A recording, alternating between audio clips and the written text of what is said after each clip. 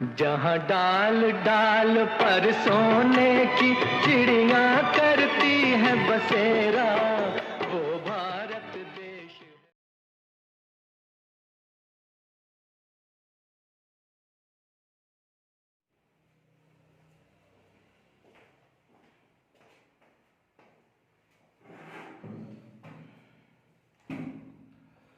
वरुण आइडनेस में आप लोगों का स्वागत है। और आज हम लोग करंट अफेयर्स में बजट के बारे में पढ़ेंगे। तो बजट के बारे में पढ़ने से पहले एक बात और कहेंगे कि जो भी मेरे चैनल पर नए नए अभ्यर्थी हैं वे लोग चैनल को सब्सक्राइब कर लीजिए और तब देखना प्रारंभ कीजिए, और अच्छा लगे तो लाइक शेयर करते रहिए। तो आइए, हालांकि चूंकि आप लोगों को इसका उद्देश्य बता चुके हैं कि इसका मुख्य उद्देश्य, इस वीडियो का मुख्य उद्देश्य 67th बीपीएससी और सीडीपीओ टारगेट है। और हालांकि अदर एग्जाम के अभ्यर्थी भी ध्यान देंगे क्योंकि करंट अफेयर्स आपके लिए भी जरूरी है।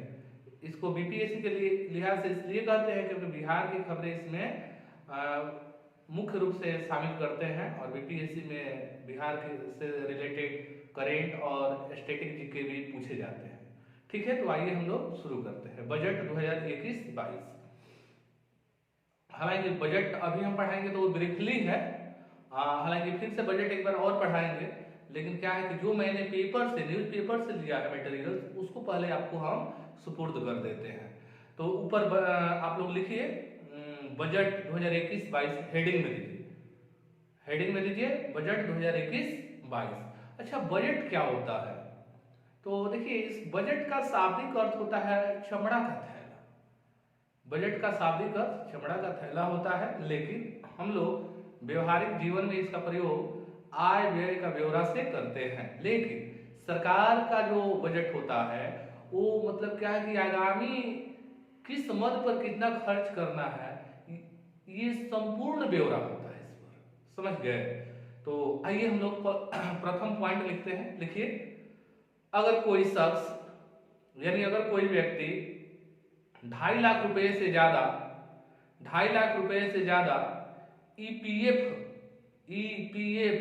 हर साल जमा करता है, ईपीएफ हर साल जमा करता है, तो उस पर मिलने वाला ब्याज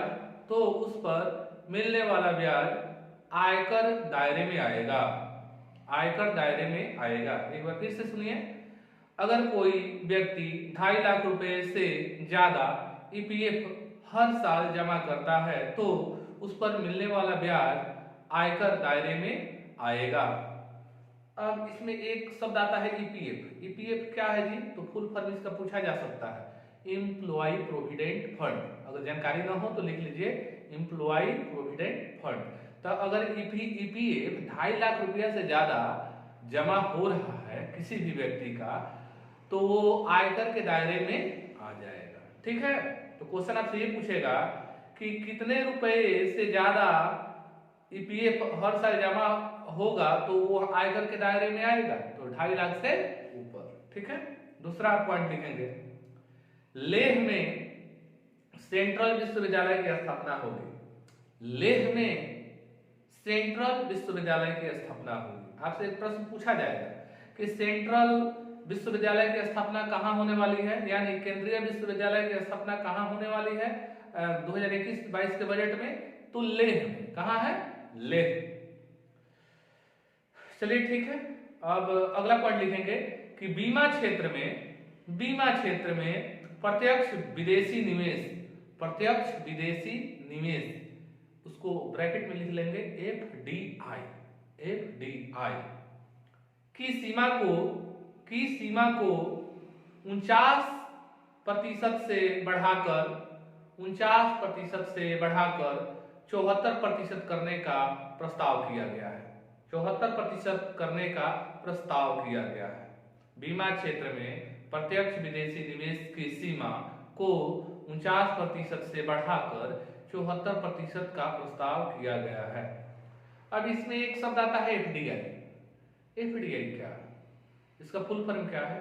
तो फॉरेन डायरेक्ट इन्वेस्टमेंट। अब देखिए एफडीआई होता क्या है, पहले ये जान लीजिए कि इसको साधारण शब्द में हम लोग समझ रहे हैं कि एफडीआई माने प्रत्यक्ष विदेशी निवेश, यानी कि जो विदेशी लोग हमारे यहाँ जैसे रोड बनवा रहे हैं, माने रोड बन रहा है तो वहां इन्वेस्ट कर रहे हैं, या कंपनी दूसरे लोग खोल रहे हैं, कंपनी दूसरे लोग आकर खोल रहे हैं, तो उसी को हम लोग प्रत्यक्ष विदेशी निवेश कहते हैं। यानी लॉन्ग टर्म के लिए जो विदेशी पैसा भारतीय काम में आए वो विदेशी प्रत्यक्ष निवेश है, एफडीआई है। इसको प्रत्यक्ष विदेशी निवेश कहेंगे, प्रत्यक्ष विदेशी निवेश है, एफडीआई है। अगर मान लेते हैं कि शेयर मार्केट में वे लोग लगा रहे हैं, तो जैसे भारतीय बाजार का स्थिति गड़बड़ होगी वैसे ही वो लोग पैसा क्या है खींचना प्रारंभ करेंगे, तो वो उसी को एफआईआई बोलते हैं।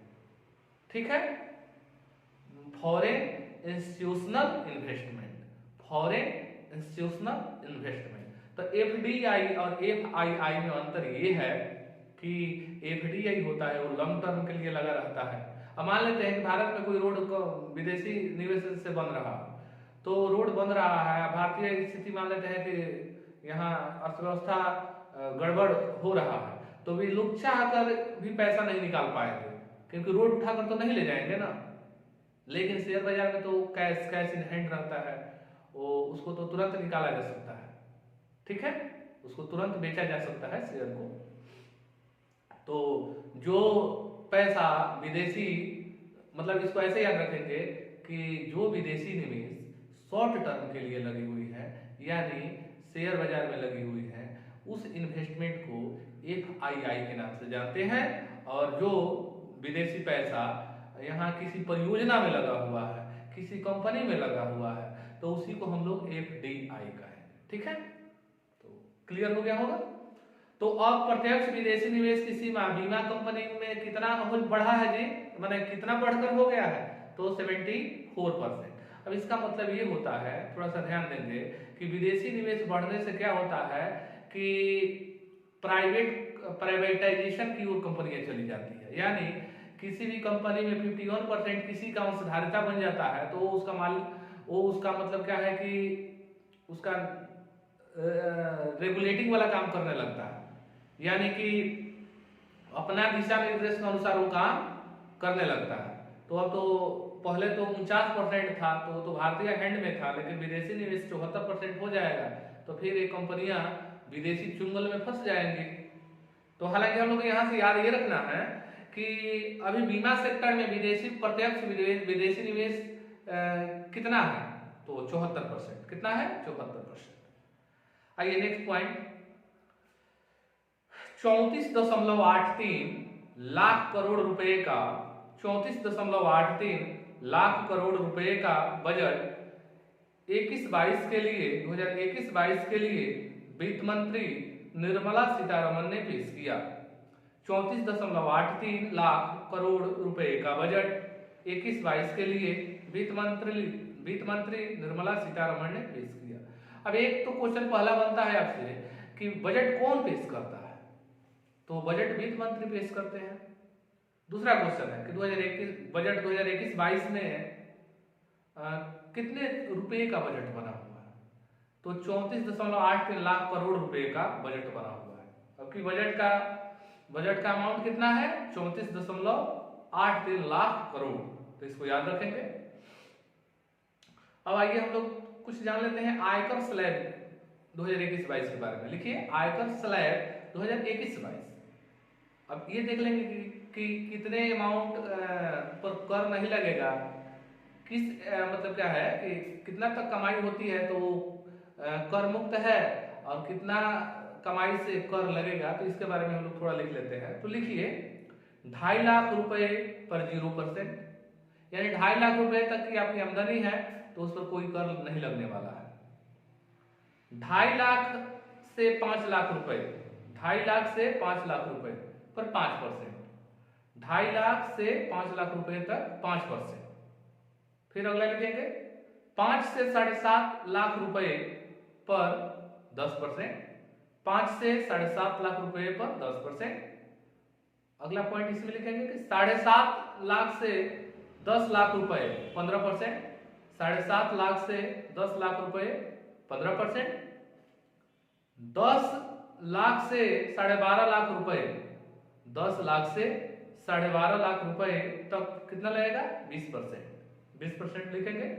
और 12.5 से 15 लाख रुपए तक 25%, 12.5 से 15 लाख रुपए तक 25%, अब 15 लाख से ज्यादा पर 30%, यानी करोड़ 2 करोड़ किसी का हो तो कितना लगेगा 30%, किसी का 50 लाख हो तो 30%, यानी 15 लाख रुपए से ज्यादा पर कितना लगेगा आयकर 30% लगेगा। तो आप लोगों को एक बार याद करवा देते हैं। 2.5 लाख पर 0%, 2.5 से 5 लाख तो 5%, 5 लाख से 7.5 लाख तो 10%, 7.5 से 10 तो 15%, 10 से 12.5 तो 20%, 12.5 से 15 लाख रुपए तक 25%, और 15 लाख से ज्यादा पर 30% लगेगा।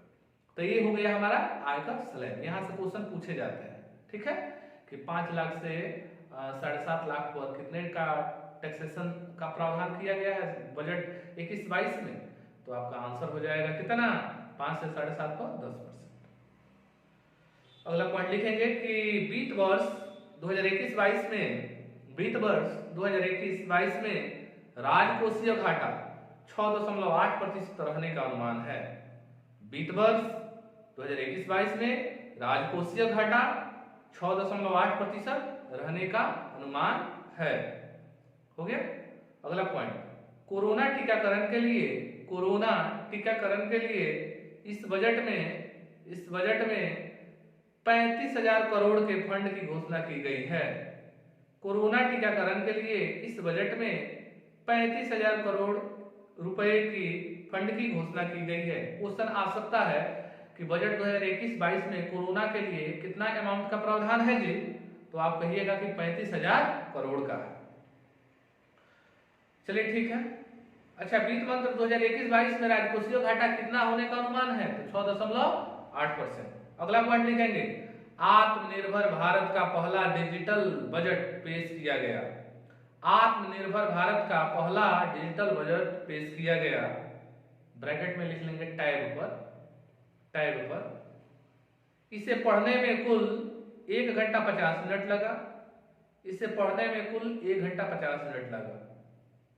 अच्छा, क्वेश्चन ऐसे आ सकता है कि पहला डिजिटल बजट किस वित्त वर्ष में पढ़ा गया है, तो 2021-22 के बजट को मतलब डिजिटली पढ़ा गया है। 2021-22 किसने पढ़ा, वित्त मंत्री निर्मला सीतारमण ने, ठीक है। और कितने घंटे में पढ़ा गया, तो 1 घंटा 50 मिनट। देखिए ये वाला मायने नहीं रखता है कि 1 घंटा 50 मिनट में, लेकिन पहली बार डिजिटल बजट पेश किया गया है, ये मायने रखता है, ठीक है। तो इसको याद रखेंगे। लिखेंगे, पहली बार बजट के लिए यूनियन बजट नाम का मोबाइल ऐप लॉन्च किया गया। वित्त मंत्रालय ने इस ऐप को लॉन्च किया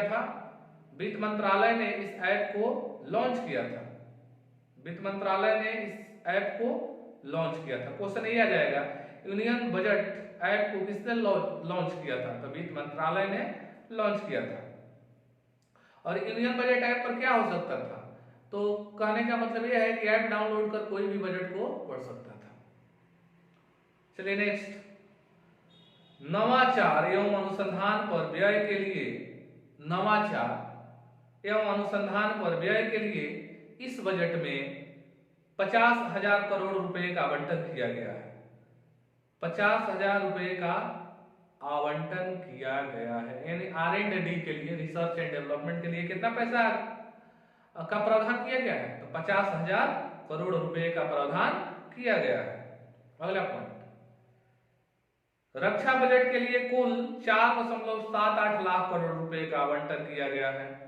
रक्षा बजट के लिए कुल 4.78 लाख करोड़ रुपए का आवंटन किया गया है।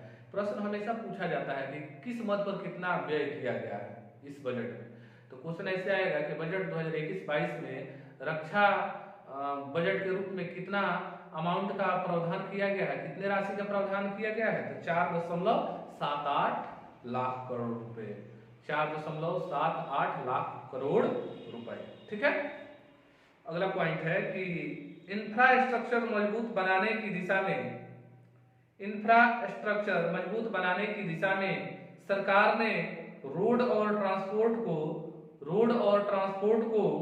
1.18 लाख करोड़ रुपए आवंटित किए हैं, 1.18 लाख करोड़ रुपए आवंटित किए हैं।